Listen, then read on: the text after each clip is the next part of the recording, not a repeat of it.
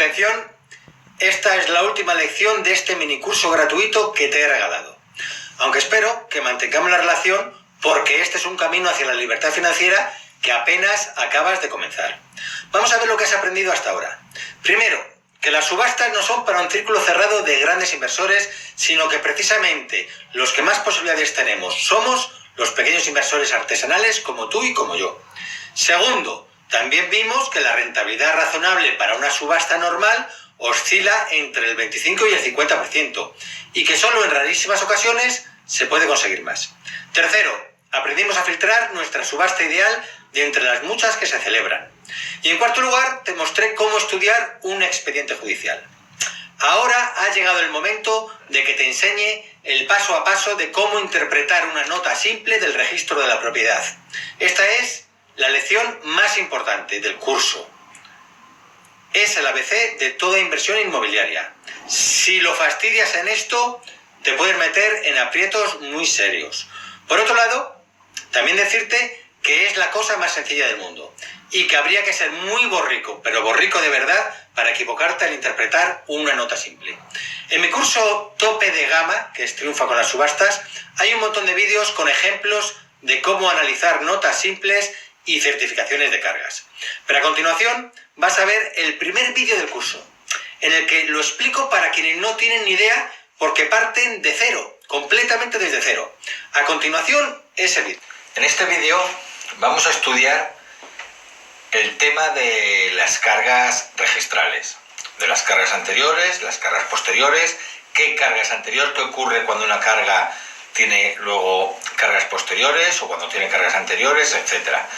En principio esto es el ABC de la inversión inmobiliaria. Esto es algo que todo el mundo que pretende vivir de sus inversiones inmobiliarias o pues ganar de vez en cuando un dinero extra haciendo alguna inversión inmobiliaria de vez en cuando, esto es algo que hay que conocer. O sea, esto no puedes no dominarlo.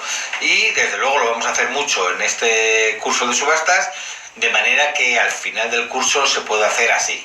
O sea, se puede ver una nota simple, una certificación de cargas y sin necesidad de hacer grandes notas, saberlo interpretar en medio minuto. Pero de alguna manera hay que empezar, y aunque yo sé que la mayoría de vosotros esto lo domináis, también sé que hay alguno que me preguntaba si se partiría desde cero, y como yo he respondido que sí, que en este curso se va a partir desde cero, pues voy a explicar esto, aunque sea muy sencillo. Entonces, en el sistema registral español, el sistema de purga de cargas es un sistema que se llama mixto. Es un sistema de purga parcial de cargas, como veremos más adelante en uno de los próximos vídeos. Entonces, este sistema consiste en que la carga ejecutada queda cancelada por orden del juzgado que haya tramitado la subasta, esa y todas las inscripciones y anotaciones posteriores. Toda esa carga, más todo lo que venga después, va a quedar absolutamente cancelado y limpito el expediente registral. Pero sin embargo, las cargas que haya antes, las cargas anteriores cronológicamente a la carga ejecutada, esas quedan subsistentes, quedan sin cancelar y el adjudicatario está obligado a pagarlas. De manera que el sobrante que haya en la subasta va a ir para pagar las deudas posteriores. Y cuando ya no haya deudas posteriores, o a lo mejor es que nunca las ha habido, el sobrante va para el demandado. Nunca jamás puede ocurrir que parte de ese sobrante, oiga, que es que hay sobrante, que cobren los acreedores anteriores. No, el acreedor anterior siempre va a cobrar del adjudicatario. Nada del sobrante va a ir a parar al acreedor anterior. Bien, y partiendo de esa base, pues os he puesto un pequeño ejemplo para ver si lo explico de una forma más detallada. Entonces tenemos aquí, vamos a hacer como que esto es una nota simple, ¿no? Entonces, vale, esto es simplemente como ejemplo. Lo que yo hago siempre, yo lo primero veo la certificación de cargas o la nota simple, y lo primero que hago es ver si tiene cargas o no. Si tiene cargas y veo que estas son inasumibles, pues ya me olvido y listo. Y eso lo veo en medio minuto. Pero si veo que es interesante, que o no tiene cargas o las tiene muy livianas, pues entonces lo que hago siempre, nada de chapucerías, es apuntarme en el expediente en mi expediente, en mi ficha, apuntarlas por orden cronológico, exactamente como lo estáis viendo ahora mismo. Primero, apunto todo, no solo las cargas, apunto la de inscripción, la de venta, en cuanto se ha vendido, etcétera. Entonces, por ejemplo, aquí sería inscripción primera de división, y en esta inscripción lo que se suele es describir la finca registral, la fecha de inscripción, etcétera. Y ahí pues se dice, este piso que está en el segundo C, tiene tantos metros cuadrados, tiene tantos dormitorios, vestíbulo, cuarto de baño, tal superficie construida, 3 terrazas, linderos, linda al norte por tal, linda al este por el tabique medianero con el portal tal y cual, etcétera, etcétera. Ahí se describe. Y se pone la fecha de construcción, etcétera, etcétera. Luego suele estar la inscripción segunda de venta, en la cual se dice, bueno, pues esta casa que la ha construido el anterior propietario, el tal constructor o tal promotor, se vende a fulanito de tal, en tal precio y en tal fecha. Y eso lo anoto, porque ya de entrada ahí ya hay un dato interesante, que es ver en cuánto, si es reciente, ver en cuánto se ha vendido recientemente esta construcción. Bien. Luego viene ya generalmente la inscripción de hipoteca. Pues generalmente la gente cuando compra, sobre todo cuando compra obra nueva, compra siempre hipotecándose. Entonces, pues aquí en este ejemplo he puesto Banco de Santander, que presta 150.000 euros al 3% de interés por 30 años, fecha de la inscripción 17 de mayo del 2006. Bueno, esto en realidad es súper resumido. Aquí habría que poner 150.000 euros, 3% de interés, más el 20% para costas, tasado para subasta, para el caso de subasta en 185.000 euros, etcétera, etcétera. Pero bueno, esto no es más que un ejemplo. Entonces luego tenemos el embargo A, que sería el acreedor, por ejemplo, el BBVA, por una deuda de 56.000 euros en total. Aquí en realidad lo que pondría es 35.000 euros en concepto de principal, más 21.000 euros en concepto de costas. Pero bueno, yo he puesto que la deuda es de 56.000 euros, que se tramita en el juzgado 1 de primera instancia de Jaén. Y la fecha de la anotación no es la fecha de inicio de ese procedimiento hipotecario, ni la fecha en la que se ha trabado el embargo, en la que el juez ha decidido embargar. No, es la fecha en la que se anota este embargo A. Esto es muy importante saberlo, porque para la prelación, ¿entiendes? Para lo que nos interesa a nosotros, lo importante es la fecha de anotación.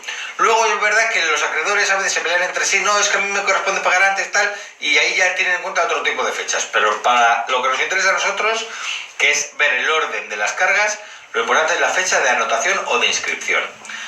Vale, luego tenemos una inscripción cuarta de hipoteca, que es de un prestamista. Por ejemplo, supongamos que este tío dejó de pagar esta hipoteca, como se la iban a ejecutar, bueno, luego le cayó este otro embargo, entonces como ya tenía 2 deudas y una de ellas ya se iba a convertir en subasta, pues pidió otra hipoteca, esta vez ya a ningún banco, porque ya ningún banco en estas circunstancias le prestaría, sino que ya ha caído en manos de un prestamista que le presta 90.000 euros al 22% de interés por 2 años. Lo normal es que un prestamista preste por 1 año, pero bueno, he puesto 2 años, fecha de inscripción ya 17 de mayo y tal. Luego no ha podido pagar, este tío no sale adelante, es un moroso empedernido y le han empezado a llover embargos. Embargo B, acreedor Bankia, deuda 15.000 euros con esta fecha. Embargo C, acreedor Fontaneros, o sea, una empresa de fontanería, SL, deuda de 18.000 euros, tal. Y finalmente ya, porque es un moroso empedernido, acreedor BMW, porque el tipo de base de moroso y de no tener pasta, el tío le gusta vivir bien y comprar cosas buenas. Entonces se compra un BMW, no lo paga, 45.000 euros en total de deuda. Bien, pues esto es lo que nos encontramos. Y ahora, dependiendo de cuál sea la deuda ejecutada, tendremos que pensarlo de una manera o de otra. Por ejemplo, es muy normal que la deuda ejecutada sea la primera hipoteca. Vamos a ponerla en negrita. Y ahí está. Bien, pues miel sobre hojuelas. Esto quiere decir que el juzgado, tras esta subasta, va a hacer así. Pim, pim, pim. Y lo va a borrar todo. Y se va a quedar la cosa así. Aquí y luego adjudicación. Había una nueva adjudicación quinta, porque recordad que la tercera era la hipoteca del banco y la cuarta era la del prestamista. Luego esto sería adjudicación quinta punto Tristán el subastero por 100 euros, porque yo compro muy bien, que soy un máquina. Pues eso quedaría así. Así quedaría la nota simple de cualquiera que la pidiera después de inscrito mi título. A ver, pero este es un caso... Esto sería lo normal, porque lo normal es que salga por la primera hipoteca. Pero ahora no vamos a ser tan optimistas y como lo que queremos es aprender, pues vamos a suponer que no es esta la que lo saca a subasta, sino que es esta última. Esta es la que pongo en negrita, es la que organiza la subasta. Este es el embargo ejecutado.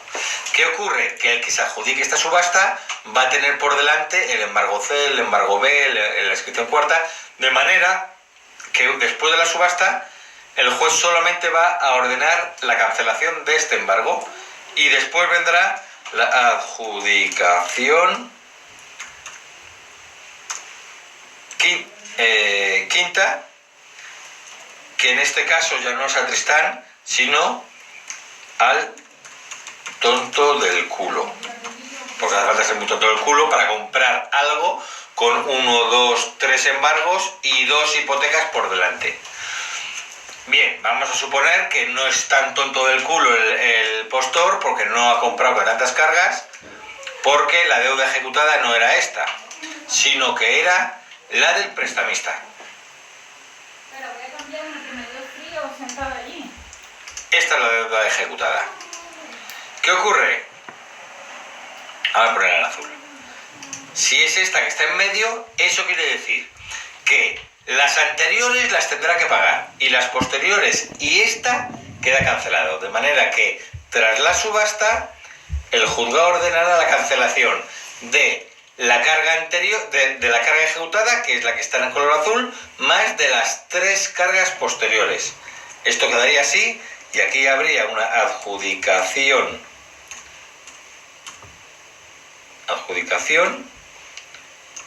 y aquí pondremos a postor, ¿no? Porque no es Tristán,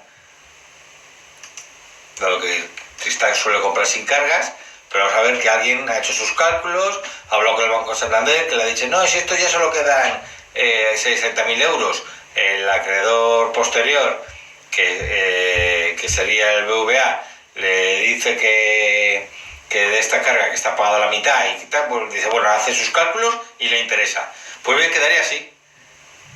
Y si se lo ha adjudicado, por ejemplo, en 200.000 euros de deuda, se han ido pagando lo que haya, hasta donde haya llegado de los acreedores posteriores, pero ni un euro va a estos anteriores. De manera que él sí o sí tendrá que haber hecho sus cálculos para pagar el embargo A y pagar la hipoteca del Banco de Santander. Y bueno, yo creo que con estos pocos ejemplos se ha entendido perfectamente. Voy a deshacer los cambios. Se ha entendido perfectamente que es muy importante en una subasta identificar correctamente a la carga ejecutada, la que se está ejecutando en esa subasta, porque esa y las posteriores quedarán canceladas y no nos deben de preocupar, sean las que sean. Nada de pensar que como es de la Seguridad Social o de Hacienda pueden ser anteriores, no. Todo lo posterior no nos debe de preocupar. Y simplemente nos deben de preocupar las cargas anteriores, que esas sí que hay que pagarlas. Nada más, espero que haya quedado claro porque es así de sencillo. Bien, como acabas de ver en el vídeo anterior, estudiar notas simples es sencillísimo. Pero ¿qué pasa si complicamos un poco la cosa? Por ejemplo, aquí tengo una situación que es bien frecuente. Tenemos una división, la primera inscripción de división, que bueno, con la descripción de la vivienda y la superficie.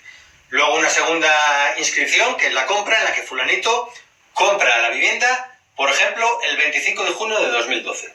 Luego una estrategia que los bancos llevan a cabo de vez en cuando, que es en vez de hacer una sola escritura de hipoteca, hacen en la misma fecha, en la misma fecha de la compra, hacen 3 escrituras de hipoteca distintas. De manera que queda inscrito, por ejemplo, así.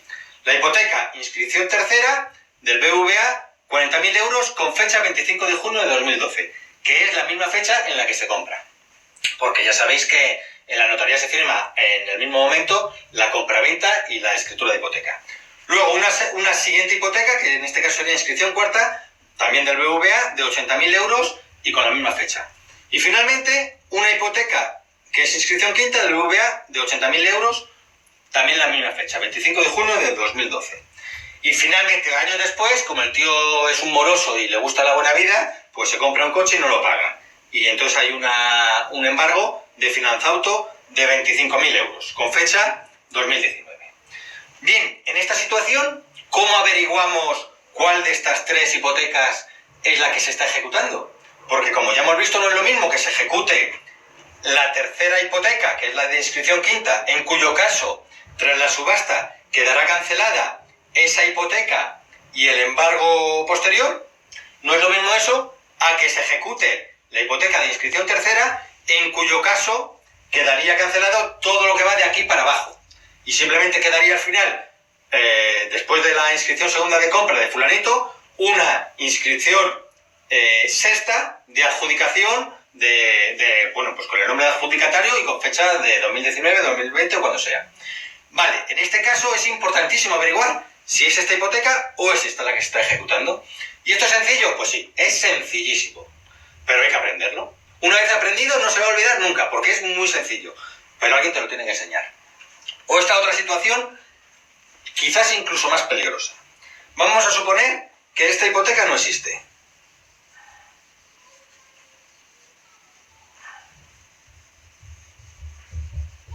Y que esta otra no tiene esta fecha, sino que tiene una fecha, por ejemplo, 5 de enero 2018. ¿Qué ha pasado aquí? Pues bueno, que primero se le dio una hipoteca de 40.000 euros el 25 de junio de 2012 para que comprara la casa, y luego, años después, 6 años después, el hombre necesita refinanciar, por lo que sea, necesita un crédito por su negocio o simplemente que le refinancian. Y le dan una hipoteca distinta con fecha 5 de enero de 2018. Pero, ojo, estas dos hipotecas, ¿qué pasa si tienen el mismo rango registral? ¿Qué es el mismo rango registral? Bien, pues que tenga el mismo rango registral es que a todos los efectos es como si ambas hipotecas fueran como si fuera la misma hipoteca. Una no tiene preferencia para la otra, aunque tengan distintas fechas, a todos los efectos es como si se hubieran inscrito en el mismo segundo. Y entonces, por ejemplo, si se ejecuta la primera, tú dirías, vale, pues entonces se va a borrar el embargo, la primera y la segunda. La siguiente hipoteca, que es la inscripción cuarta, como es posterior, también se eliminaría. Pues no. Esta hipoteca, al tener el mismo rango registral, se borra esta, se borraría el embargo, que ese sí que es posterior, no hay ninguna duda. Se borraría la hipoteca que se ha ejecutado, pero el registrador te inscribiría tu adjudicación aquí. Sería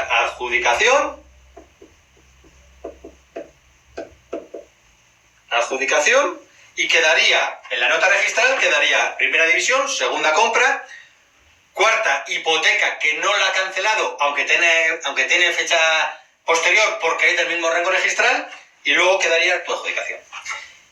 Pues esto es peligrosísimo. Y tú me dirás, pero bueno, es fácil averiguar si tiene el mismo rango registral, ¿eso quién lo dice? ¿Cómo podemos averiguar si dos hipotecas separadas en el tiempo por 6 u 8 años en realidad tienen el mismo rango registral? Bien, pues para saber eso vas a tener que dar un paso más y matricularte en mi curso Triunfa con las subastas. Yo hasta aquí he podido llegar en esta formación gratuita a la que te he dado acceso durante 8 días. Pero si de verdad quieres triunfar en las subastas y quieres alcanzar la libertad financiera o simplemente redondear la rentabilidad que te dan tus ahorros, tenemos que seguir avanzando juntos. A continuación voy a abrirte durante un rato las puertas del curso Triunfa con las subastas, para que demos juntos un paseo por sus entrañas. Bueno, en realidad aquí lo que yo pensaba insertar era el YouTube que grabé hace años cuando lancé el curso, pero he visto que es demasiado largo, son 27 minutos, de forma que este vídeo que estás viendo se convertiría en interminable. Por eso ahora me voy a limitar simplemente a mostrarte solo las novedades habidas dentro del curso desde que abrimos las puertas, que han pasado ya casi varios años, y te invito a que luego veas tú el YouTube titulado Un paseo por Triunfa con las subastas, he insertado justo ahí abajo. Bien, pues este es el curso Triunfa con las subastas. ¿Ves que yo ya tengo la sesión iniciada? Entonces, lo primero, pues te voy a mostrar un poco lo que es el temario del curso. El curso está dividido en varios módulos. El primero de ellos es una introducción al curso en el que, bueno, pues tengo el vídeo del que te he hablado hace un rato, un paseo por el curso, un buzón de sugerencias y sobre todo el chat de inversores. Bien, este vídeo es un vídeo bastante cachondo en el que me presento, os doy la bienvenida y os cuento una cosa que me sucedió un día. Bien, no te voy a dar más detalles, para eso tendrás que verlo. Luego tienes el chat de inversores. En este chat, solo decirte que es como el bareto en el que nos reunimos los inversores y nos contamos nuestras experiencias y los chascarrillos. Y decirte que, fíjate, ahora mismo tiene la broma de 4.370 comentarios. Y bueno, luego hay pues otros módulos. Tenemos el módulo de Derecho Inmobiliario y Registral, que es un módulo en el que, bueno, pues dividido en varias unidades temáticas, pero doy unos pequeños conocimientos de Derecho Inmobiliario y Registral muy básicos. No hace falta haber estudiado Derecho ni muchísimo menos, para gente que empieza desde cero y gente que no sabe ni para qué sirve el registro de la propiedad, ni lo que es una nota simple, ni lo que es una certificación de cargas o una certificación de dominio, por ejemplo. Entonces se explica para qué sirven y luego también hablamos del contrato de compraventa, los derechos reales, la posesión, en fin, breves nociones del derecho inmobiliario registral. Luego nos iríamos al módulo de la venta judicial forzosa. En este módulo pues ya empezamos a hablar lo que es una subasta, que son las subastas judiciales, lo que es el procedimiento de apremio, que te adelanto que es el procedimiento judicial por el cual se tramita una demanda de un acreedor que reclama una deuda, que se le paga una deuda, luego lo que son las terceras de dominio, y aquí vamos poco a poco y paso a paso avanzando desde cero en el conocimiento de qué es lo que nos lleva a una subasta judicial y cuáles son los elementos que nos podemos encontrar. Tercer poseedor, el procedimiento hipotecario, tercerías de dominio, etc. Luego ya entraríamos en otro módulo que son los trámites después de la subasta. ¿Qué haces cuando te has adjudicado una subasta?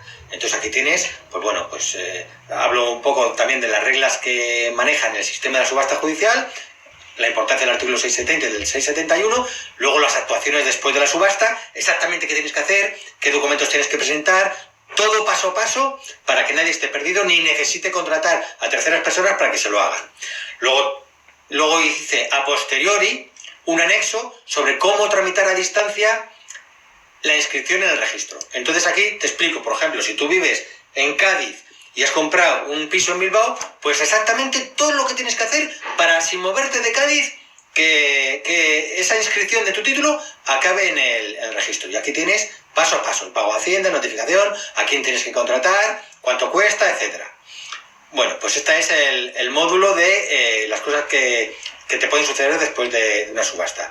¿Qué ocurre cuando el mueble está alquilado? ¿Qué ocurre con los arrendamientos fraudulentos? Lo fácil que es desenmascararles, el derecho de retracto, si afecta o no, que ahora mismo ya apenas afecta, etc.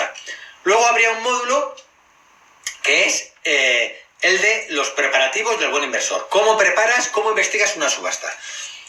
En este módulo, a ver si entro, pues bueno, el estudio del expediente judicial, aquí hay un vídeo que yo te inserté en el vídeo anterior, en el vídeo 3. Luego también el estudio del edicto, cómo se estudia la certificación, esto es importantísimo. Luego todo lo que se puede saber sobre las cargas registrales. Aquí hay documentación para parar un tren. Aquí hay muchísima sabiduría concentrada. La caducidad de las anotaciones de embargo y cómo nos afectan, etc. no es esto en realidad de lo que quiero que vaya el vídeo que estás viendo. En realidad te quiero hablar de las novedades. Luego hay las otras subastas. Bien, pues un pequeño paseo en el que te digo pues que aquí está la subasta extrajudicial, la de los notarios, la de la seguridad social, la de la agencia tributaria, la de los concursos de acreedores, con otro anexo que fue un ejemplo práctico de una inversión en concurso de acreedores que estuve a punto de hacer yo, que finalmente no hice. Aquí explico por qué, y viendo este anexo se aprende mucho sobre las subastas de concursos de acreedores. Luego la subasta de bienes muebles, es decir, de objetos o maquinaria, y las subastas de vehículos. Finalmente, dos módulos importantísimos. El módulo de las estrategias del arte de la guerra, en el que cuento 7 estrategias que no voy ni a abrirlo, porque esto sí que es top secret. Son estrategias para invertir dentro de lo que es el negocio de las subastas judiciales, pero sin necesidad de participar en una subasta judicial y arriesgando menos dinero, mucho menos dinero. Son 7 estrategias. Me consta que hay alumnos que ya las están utilizando con muchísimo éxito, y como te digo, esto es top secret y no me atrevo ni siquiera a abrirlo. Y luego el módulo de la fiscalidad inmobiliaria. Este módulo lo ha hecho un fiscalista inmobiliario muy reconocido en el sector, que es el que lo ha desarrollado, y vamos a entrar en él, y en el que ha redactado, bueno, pues aunque el vídeo lo hicimos, lo redacté junto con él, pero luego en el vídeo soy yo el que aparece, y luego él y yo redactamos el PDF. Luego, bueno, pues hay aquí una serie de anexos, y fijaros aquí abajo, nada menos que 727 comentarios, que significa entre consultas de alumnos y respuestas de Fiscally, alguna respuesta mía, dentro de que la fiscalidad desde luego no es mi fuerte, y alguna respuesta, por ejemplo en este caso veis una de JR, pero vamos, básicamente son respuestas de Fiscally, y también, como en el curso lo están haciendo otros alumnos que son asesores fiscales, pues también intervienen. Total, 727 comentarios entre consultas y respuestas. Luego tenemos, a ver, nos vamos aquí. Luego te voy a hablar también de los anexos, que están en el cajón desastre. Te he abierto ya un par de anexos. El anexo de cómo tramitar a distancia la inscripción en el registro. Luego hay otros, por ejemplo, el de modelos de escritos judiciales y no judiciales. Pues aquí hay un montón de escritos. Por ejemplo, para solicitar el decreto de adjudicación en los mandamientos de cancelación de cargas. Pues según la situación, aquí tienes varios modelos. Posesión y allanamiento, pues aquí tienes varios modelos para pedir la posesión en determinadas circunstancias. Cuando hay un inquilino, cuando hay no sé qué, bueno, pues ahí se ve. Cuando la posesión jurídica se complica, pues entonces, ¿qué escritos tienes que presentar? Al registro de la propiedad, etcétera. Luego, otro anexo sería el de la cesión de créditos. Aquí, bueno, pues en este anexo yo hablo de lo que es el negocio de comprar créditos hipotecarios fallidos a los bancos, porque los bancos y los fondos de inversión los están vendiendo, y es un negocio muy complicado que en realidad yo considero que no es apto para novatos. Luego este módulo es importantísimo, lo lleva casi en exclusiva pues el letrado, yo creo, de España que más sabe del negocio de las subastas y del derecho inmobiliario y registral, que es JR, que es un colaborador de mis dos blogs, de tanto el blog de Ranking como del blog de Subastanomics, y que es un colaborador muy activo del curso de subastas. De hecho, en estos momentos me está ayudando a reformar el manual de subastas, es decir, todos los PDF que hay en todas las unidades temáticas, desde el punto de vista de un letrado especializado en el negocio de las subastas. Es decir, él está aportando su punto de vista. Yo aporté en su momento el punto de vista de un subastero con 20 años de experiencia, ahora ya son casi 30, y él está aportando el punto de vista de un letrado. Bueno, pues aquí hay jurisprudencia de todo, por ejemplo, sobre las notificaciones, sobre notificaciones, sobre el plazo máximo para que el deudor pague la deuda, etcétera, etcétera. Aquí al principio hay un resumen de hasta ahora las 18 aportaciones que lleva hechas JR. Luego, finalmente, hay otro anexo sobre el licitador y sus clientes en la era de las subastas electrónicas. Es decir, aquellos que hacen el curso no para invertir su propio dinero, o sí, también, pero también pensando en hacer de clientes para inversores, pues bueno, aquí hay el contrato que tienen que firmar de prestación de servicios con el inversor. cuál es el procedimiento que tienen que hacer, cómo tienen que participar en nombre del inversor en la subasta, etc. Aquí está todo. Y eso en cuanto a los anexos, por ahora es lo último. Y luego tenemos aquí, bueno, un módulo en el que hice al principio del curso una serie de subastas que proponían los alumnos y luego ellos daban sus ideas, como las habían investigado, y luego yo grababa pues lo que había sido mi investigación y el resultado de la subasta. Entonces aquí están estas 4 como ejemplo. En el curso hay docenas de investigaciones de subastas reales. En este caso fueron solo 4 que yo propuse para que las hicieran los alumnos, pero dentro del curso hay docenas. Y finalmente hay un módulo de ofertas calentorras que consiste en lo siguiente. Bueno, aquí viene una breve explicación y luego pues algunas ofertas presentadas. Consiste en lo siguiente. Yo estoy recibiendo constantemente ofertas de fondos de inversión, de bancos o de gente que me quiere vender su casa. A veces lo puedo estudiar y otras veces pues sencillamente no tengo liquidez para tanta oferta. Entonces yo pues las paso aquí. No es que no sean interesantes, son súper interesantes, pero no tengo liquidez. O en ese momento estoy estudiando 3 o 4 cosas distintas y simplemente no me da la cabeza para tanto. Bien, pues en esos casos los meto en ofertas calentorras. Y además, pues también hay algunos alumnos que como también se dedican a lo mismo, es decir, que ellos son intermediarios, yo esto lo hago sin ninguna comisión. Simplemente lo meto ahí la oferta que me han pasado y el contacto para que traten los alumnos interesados directamente con el que me haya pasado esa oferta. Pero además hay alumnos que sí son intermediarios y que ellos pues compran y venden o intermedian con otras ofertas, o de pisos a muy buen precio, o de pisos que están en herencia y los herederos lo malvenden, o de hipotecas fallidas que están a la venta, o de lotes que les han pasado un fondo de inversión y como ellos son intermediarios, pues ofrecen aquí el lote. Eso es el contenido de ofertas calentoras. Y luego pues vamos a ver alguna novedad más.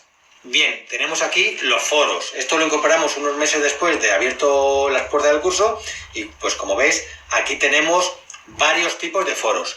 Uno de subasteros por provincias, en el que hay 19 debates distintos. Pues aquí se ponen en contacto. Oye, ¿hay algún otro subastero de Almería que sea alumno del curso que me gustaría? Y hacen sus quedadas o se proponen sus negocios. Porque también te voy a decir una cosa. Este curso de subastas, Triunfa con las subastas, además del curso, es una red social increíble. Es decir, aquí ha habido mucha gente que se ha poco menos que casado. Y desde luego, si no han llegado al matrimonio, sí que ha habido muchos que han comprado medias, etc. Es una muy buena red social y de hecho se ve, cada vez que hay una consulta, como a veces no me dan ni tiempo a mí a consultar, a responder. Media hora después intento responder y ya está respondida por otro alumno. Luego está, por ejemplo, el foro de subastas calientes, que es de gente que hace, aquí hay 7 hilos, de gente que hace propuestas sobre una subasta concreta que se está celebrando en ese momento. Luego otro sobre certificaciones endiabladas, en el que hay 40 hilos, en el que pues la gente dice, mirad qué certificación más rara he encontrado, a ver si sois capaces de ayudarme a desentrañarla. Pues bueno, son muy pocas las certificaciones endiabladas, pero alguna hay. Luego está el de Cajón Desastre y luego uno de tecnología en el que la gente se propone, oye, que voy a hacer un sniper o que tengo este proyecto. Entonces es un poco más para frikis tecnológicos. Y luego finalmente otra novedad que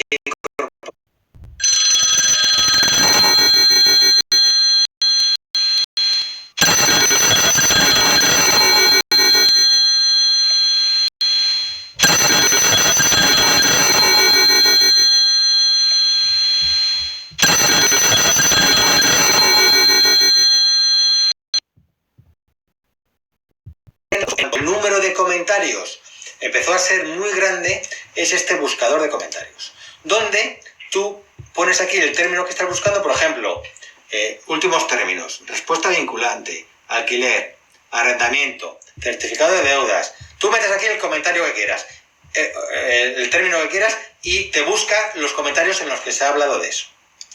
Y ahora mismo, lo ultimísimo que he añadido es el módulo, es en cada unidad temática. Vamos a ver, por ejemplo, en la 12. Bueno, aquí habrá pocas. He puesto al final de todo, no, claro, en la 12 sobre el procedimiento a premio no hay. Vamos a ver, por ejemplo,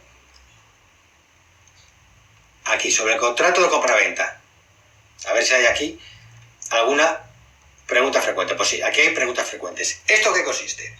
Hubo un momento en que yo vi que había muchísimas consultas y que la gente se liaba al encontrarlas y repetían la consulta. Entonces, lo que hice fue repasarme todas las consultas que había en cada unidad temática y luego lo resumía yo en preguntas frecuentes. Entonces, por ejemplo, aquí, ¿qué tipo de contrato de arras prefiere Tristán en sus compraventas?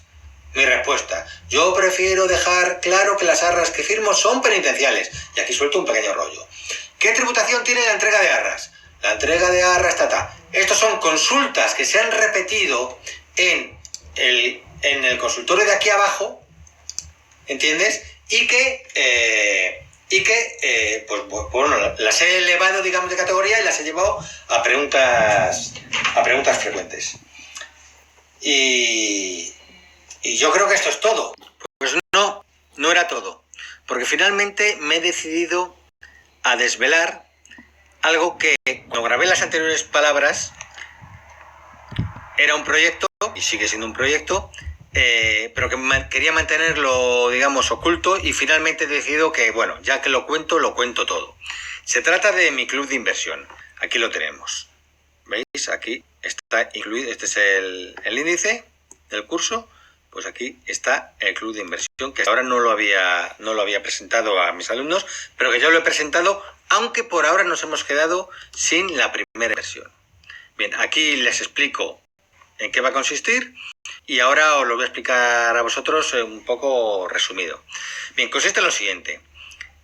Yo me he dado cuenta que en los últimos meses, digamos desde septiembre aquí, los fondos de inversión internacionales han cambiado un poco su política y están empezando a vender con más facilidades, a mejores precios, los grandes activos. Pues edificios vacíos, edificios llenos de ocupas, hipotecas impagadas, etc. Bien, en ese sentido yo tenía varios cuya negociación estaba bastante avanzada y de hecho uno que estábamos a punto de firmar. La idea del club de inversión consiste en lo siguiente. Yo hago la inversión. Yo compro el activo, me gasto mi dinero, lo invierto y hago la inversión 100% mía. Y luego lo que hago es que lo ofrezco al conjunto de alumnos para ver a quién le interesa comprarme una participación al mismo precio. Si me ha costado 1.000.000 euros y pues yo invierto 20.000, yo 30.000, yo 50.000, yo 200.000. Vale, entonces lo que hago es que vendo participaciones reservándome yo pues entre un 50 y un 60%. Es decir, yo me la reservo primero porque son buenísimas inversiones y me quiero quedar con una buena parte del pastel. Segundo, para controlar la inversión. Si yo he invertido mi dinero ahí, es que la inversión no es mala. De hecho, la que yo estaba a punto de firmar, pues habíamos previsto pues ganar un 58, un 62% de rentabilidad. Como mínimo. Es decir, eso siempre es un suelo de rentabilidad, por debajo del cual es casi imposible que falle esa estimación, pero que de ahí podemos ganar para arriba. Bien, esa operación estaba a punto de firmarse, le quedaban 2 o 3 días, solo teníamos que ir al juzgado para ver que en el juzgado no había ningún problema. Si no hubiera habido ningún problema, 24 o 48 horas después hubiéramos firmado. Pero ha quedado anulado por ahora por el decreto de emergencia y la cuarentena. Ahora bien, por mucho que me está insistiendo el gestor de ese fondo de inversión, ya en principio no vamos a firmar. O no vamos a firmar en las mismas condiciones. El precio habrá que reconsiderarlo teniendo en cuenta lo que ha pasado, que es la cuarentena. Y teniendo en cuenta que cuando acabe la cuarentena, pues va a haber un panorama para los inversores inmobiliarios fabuloso. Y en los meses siguientes se va a abrir una ventana de inversión la más acojonante que he visto yo desde que estoy en esto, que llevo ya 29 años. Entonces, obviamente, igual que este gestor de fondo me está insistiendo, me está ofreciendo valor y reducciones de precio para que yo firme cuanto antes, algo que no voy a hacer, pues así ya otros 2 gestores también me están diciendo, me están aceptando ofertas que yo hice antes de la cuarentena. Por supuesto ya, vamos, ni pensar en repetirlas. Yo creo que de hecho hasta septiembre de 2020 no voy a empezar a comprar. Porque quiero ver primero hasta dónde son capaces de bajar los fondos. Y probablemente los buenos precios empiezan a llegar en octubre, noviembre, diciembre, enero de 2021, tanto ofertas de fondos como en las subastas. También recomiendo ya no investigar subastas en mayo ni en junio, esperar a septiembre, esperar a ver que los precios de adjudicación van a caer en picado. Y Y de eso nos vamos a aprovechar todos los inversores inmobiliarios. Bueno, pues entonces, ¿en qué consiste esta oferta? Tú has comprado tantos 1.000 euros, que representan un porcentaje del 5% de la inversión, ¿vale? Pues luego cuando echemos cuenta, estos van a ser todo inversiones de especular, comprar y vender. Ninguna de estar ahí casados en la inversión durante 3 o 4 años. Todas para meses o un año. Es decir, compramos a tal precio, vendemos a tal otro y nos repartimos las ganancias. Y eso va a consistir el club de inversión, que, ojo, es exclusivo para los alumnos de Triunfo con las subastas. Desde que yo lo anuncié en un YouTube que publiqué hace unos días, me está escribiendo mucha gente que está interesada, pero no acepto inversores. Es decir, es que yo no necesito socios para poder afrontar estas inversiones.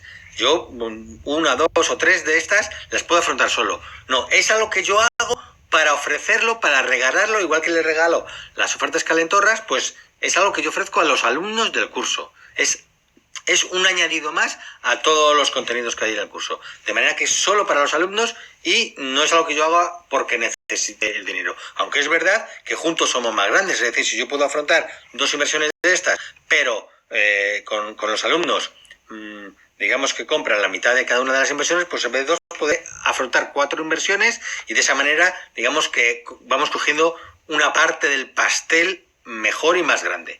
Y bueno, pues esta es la novedad que quería comentaros. Obviamente, cuando el curso abrió sus puertas, no había consultas, como es obvio.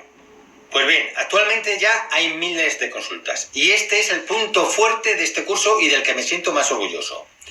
¿Qué más puedo decirte de las consultas, salvo que ya llevamos miles y miles de ellas? Al principio había días que recibía más de 100 consultas. Cada unidad temática tiene las suyas, como has visto. Y tras la avalancha inicial, actualmente los nuevos alumnos que van llegando les resulta casi imposible encontrar nuevas consultas que hacer porque ya está todo preguntado y repreguntado. Aún así, la atención en el curso es constante y la inmensa mayoría de las dudas son resueltas en menos de 1 hora. Yo estoy súper encima del curso y suelo responder en cuestión de minutos. De lo que estoy más orgulloso de Triunfo con las subastas no son de mis materiales, que son excepcionales, sino del soporte que reciben los alumnos y del buen rollo que hay en el grupo. Los contenidos son buenos, de hecho son excepcionales, como he dicho, pero el soporte es increíble. Bien, si quieres conocer más sobre este curso, verlo por dentro, te vuelvo a recomendar muy encarecidamente que le eches un ojo al YouTube titulado Un paseo por Triunfa con las subastas, que tiene el enlace justo debajo de este vídeo. Ese es que es un paseo por el curso largo y tendido. Yo ahora solo te he hablado de las novedades, pero en ese vídeo se profundiza en todo lo demás. De una cosa estoy muy seguro. Si volvieran a hacer, volvería a dedicarme a las inversiones inmobiliarias. Y desde luego, invertiría en las subastas judiciales. Siempre y en todas partes habrá gente que no cumpla con sus créditos, a los que llamamos morosos. Y por lo tanto, siempre habrá subastas y las normas para acceder a estas serán tales o cuales. Pero una vez aprendido a participar en subastas, se puede ir haciendo el resto de tu vida, aquí en España o en cualquier país al que vayas. ¿Y qué puedo decir del mercado inmobiliario? Para explicártelo bien, te voy a contar las 2 lecciones más importantes que he recibido profesionalmente en mi vida. Primera lección. Además del negocio de subastas, a eso del año 2000, yo comencé un nuevo negocio que consistía en viajar a Asia y allí comprar muebles y artesanía. Y luego la vendía aquí al por mayor o entré en locales comerciales que no eran de mi propiedad. Eso es muy importante, no eran míos, sino que eran alquilados. Pues bien, en 2004 recibí una oferta por el traspaso de uno de los locales, el que estaba mejor situado en la calle de Fuencarral, de Madrid, y les dije que no. Pero un año después, en 2005, volvieron a la carga y esta vez me ofrecieron 1 millón de euros. 1 millón de euros. Muchísimo más de lo que hubiera ganado en ese negocio, tanto sumando el por mayor con lo que conseguía con los 3 locales comerciales, en muchos años. Mucho más de lo que hubiera ganado en muchos años. Y aquí viene la conclusión. El mejor resultado no vino del negocio de las importaciones ni de la compraventa de mercaderías, sino de la simple y pura especulación inmobiliaria. Por un lado estaba lo que yo había ganado, lo que estaba ganando comprando y vendiendo mercancías, que traía de Asia a precios súper baratos, pero al final lo que realmente me dio dinero, nada menos que